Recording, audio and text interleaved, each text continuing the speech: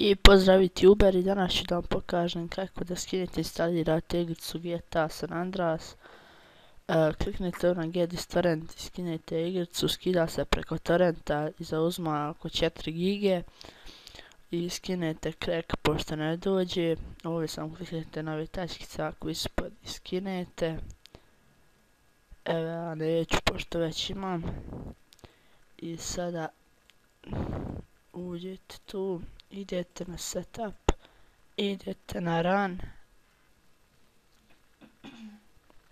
idete na OK,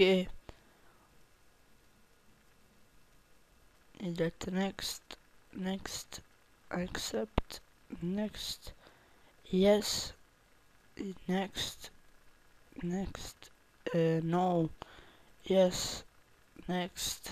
I sada sam instalira, ja ću pauzirati video, pa kad se on bude pri kraju instalacija, ja ću da odstopiram.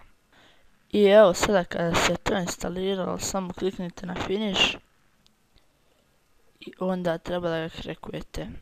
Evo ovdje u ovom folderu je crack, ja sam vam tu uploadio da vam bude lakše nego da skidate ovaj folder odakle drugu. Idete sad desni klik na properties, idete ovdje find target i idete ovdje, zalijepite to, yes, i eto to je to.